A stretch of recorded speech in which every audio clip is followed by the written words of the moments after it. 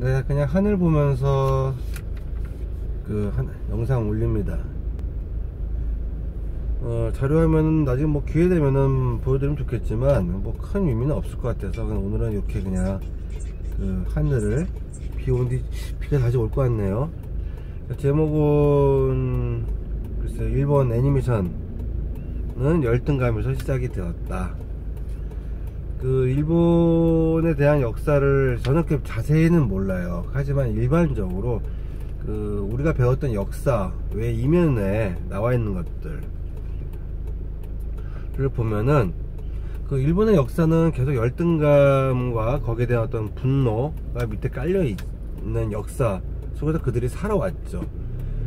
과거는 우리나라 조선 역사나 뭐 고려사와 달리 굉장히 안정되어 있는 역사가 한 번도 없었죠.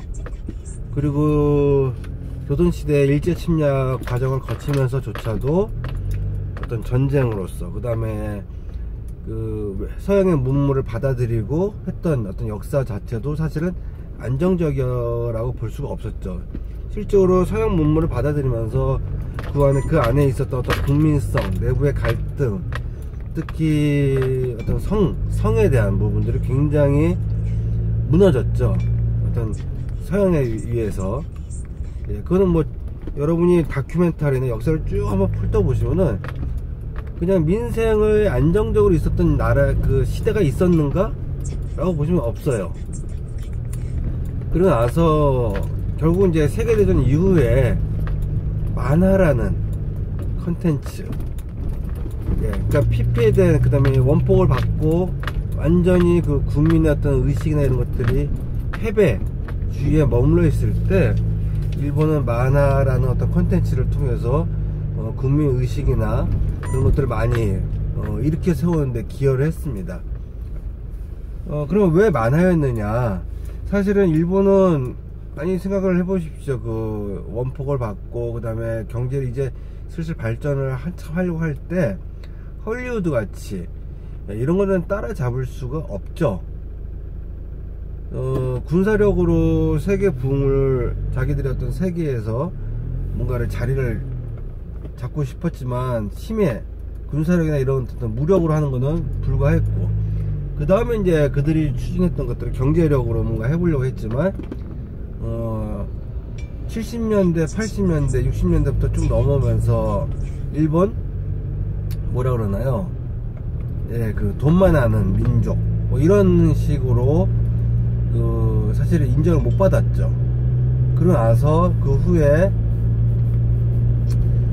거의 한 30년 가까이 경기 침체, 버블 뭐 이런 것들로 힘들어 했었고, 미국의 압박에 의해서 그 전에 계속 이제 쌓아왔던 문화 중에서 가장 그래도 인정을 받았던 게 만화였죠.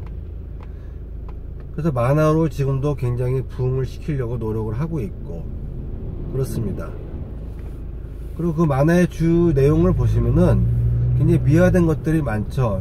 여러가지 컨텐츠들도 많고 뭐 나루토, 보루토, 원피스, 그 다음에 또 뭐 건담 시리즈, 그 다음에 에반게리온, 진격의 거인, 기타 등등. 그 다음에 미야자키 하야오 같은 어떤 뭐 자연을 주제로 했다라고 하지만 결국은 내용은 그 중심에 일본이 있죠. 그러니까 모든 중심에는 일본이 그것들을 다 이룹니다라는 어떤 이야기들. 뭐 울트라맨, 뭐 가면라이더도 마찬가지고요. 그러니까 돈이 많았더라면 마블처럼 어떤 좀 더 규모가 큰 세계관을 가지고 뭐 지구를 지키는 뭐 이렇게 이야기가 되겠지만 헐리우드만큼 사실 돈이 그만큼 제작비나 이런 것들은 한계가 분명히 있었다고 봅니다. 우리나라도 마찬가지로 그런 이야기를 만들 수 있지만 제작비를 뛰어넘지 못하기 때문에 제한된 세계관을 가질 수밖에 없는 안타까움이 있지만 나중에 더 커지면 되겠죠. 근데 마지막 지금 이제 2020년대 들어와서 일본이 겪고 있는 것들은 한국 애니메이션과의 충돌입니다. 아직까지 국내 애니메이션이 유아동에 머물러 있고 사실은 이제 청소년 성인까지는 넘어가지 못하고 있죠. 그거는 이제 한국의 내부적으로 봤을 때는 이제 입시라는 교육 환경, 그렇기 때문에 시장이 확대될 수가 없다라는 한계가 있고요. 그럼에도 불구하고 많은 청소년들이 웹툰과 또 그 후에 입시 이후에 오피스 레이디, 오피스 맨이라고 해야 될까요? 기성세대로부터 많은 어떤 그 소비층들이 형성이 되어 있죠. 웹툰 시장은. 그리고 과거 소년대, 소녀대 10대들에게 있어서 70년대, 80년대, 90년대 정만 해도 한국 K-팝 이런 게 사실 없었죠. 하지만 그 문화의 코드가 아예 직접 해외 나가서 많은 시행착오를 겪고, 영화도 마찬가지고 드라마도 마찬가지고 겪으면서 직접 대중과 소통하는 어떤 그런 컨텐츠 반응을 통해서 굉장히 빠르게 발전을 해왔고, 그리고 이제 K-팝, 한류, 과거 영화만 보더라도 사실은 뭐라 그러나요? 대한민국 영화 어떤 역사물 외에는 사실은 큰 대부분 뭐 병강세, 병금년, 뭐 에마 부인 뭐 이런 것들이 사실은 흥행을 했지, 그 외에 정말 순수 작품들이 흥행을 했던 것들은 많지 않았지만, 지금은 그런 거 오히려 그런 것들이 더 흥행하기 어렵죠.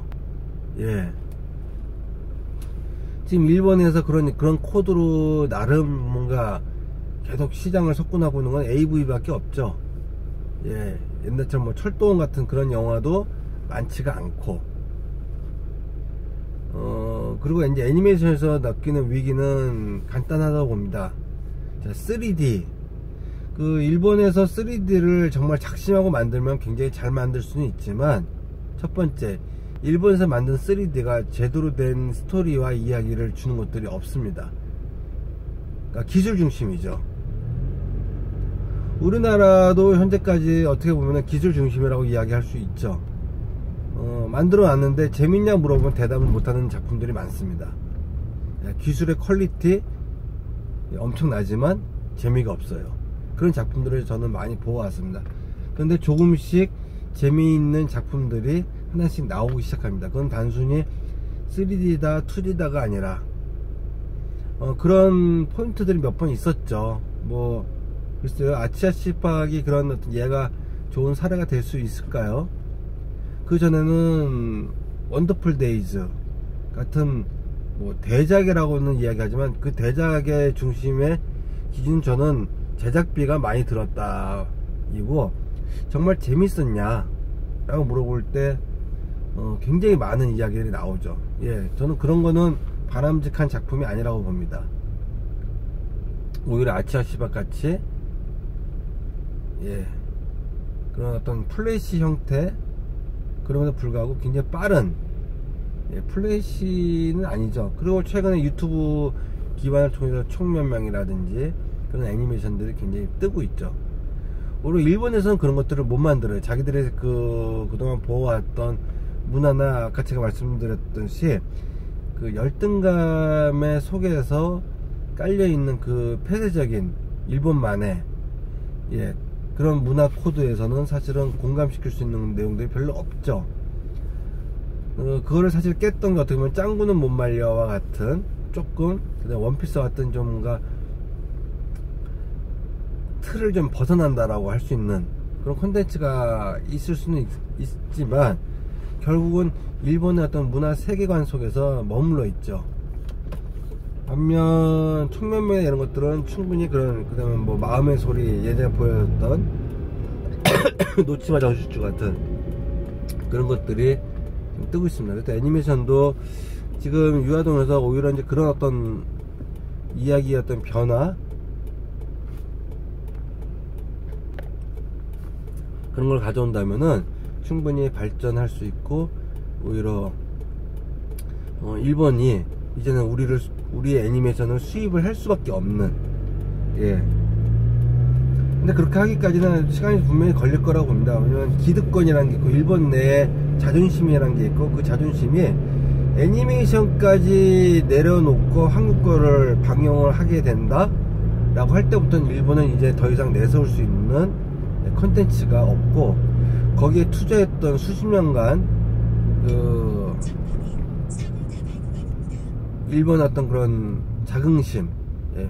결국 그게 민족성에까지 영향이 가죠. 이제는 일본이 내세울 수 있는 게 만화밖에 없는데, 애니메이션밖에 없는데, 그것까지 내려놓으면은 이제 일본은 더 이상, 예, 다시 2차 대전 이후에 패망했던 그 패배주의 의식으로밖에 갈 수가 없다라는 거. 예, 그래서 내려놓지 않을 겁니다. 반대로 일본에 있는 국민들은 그 정치인들이 생각하는 그런 패배주의가 아니라 좋은 거 받아들이겠다 하면서 사실은 일본의 새로운 어떤 발전, 그 다음에 아시아에서의, 그 다음에 글로벌에서의 자기들의 위치를 재편할 수 있는 기회임에도 불구하고 그거를 정치인들은 좋아하지 않을 겁니다.